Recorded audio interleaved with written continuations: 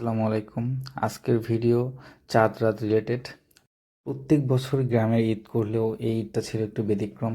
কারণ এইটা করেছিলাম আমি বগুড়াতে। এটা নিয়ে আমার তৃতীয়বারের মতো বগুড়াতে ঈদ করা।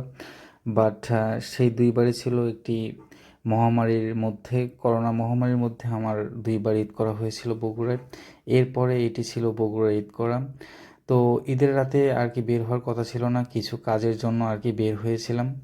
বের হওয়ার পর আমার বাসার পাশে ঈদগাতে এরকম সাজানো হয়েছিল। তো ভাবলাম যে ওখান থেকে ঘুরে তারপরে শহরে যাব।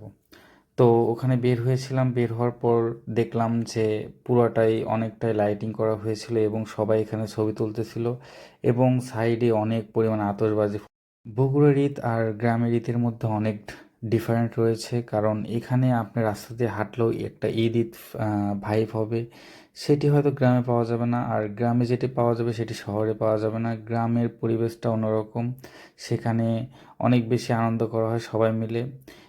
আর বর্তমানে আমার যে ঈদ, এটাতে আনন্দর কোনো আয়োজন আমার মনের মধ্যেই ছিল না, কারণ আমার প্রতিটা ঈদ যায় আর মানসিক টেনশন আরও দিন দিন বেড়ে যাচ্ছে। ঈদ দুই টাইপের মানুষের জন্য, একটি হলো ছোটবেলায় ঈদ, আর একটি হচ্ছে বিবাহের পর ঈদ। তো আমার কাছে এই দুইটাই মনে হয়, এর মাঝখানে আর কোনো ঈদ হতে পারে না। আমি সেই মাঝামাঝি অবস্থার কারণে আর কি আমার কাছে ঈদটা ওইভাবে মনে হচ্ছে না।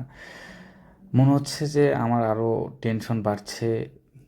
অ্যাটলিস্ট একটাই কথা, বেকারের জন্য কখনো ঈদ হয় না, বেকারদের। তো এরপরে রাত কভার হওয়ার পরে চলে আসলাম জেলা স্কুলের মাঠে ঈদের নামাজ পড়তে। তো ঈদের নামাজের আগে হালকা হালকা বৃষ্টি ছিল, ভাবছিলাম যে ঈদের নামাজ পড়তে পারবো কি না।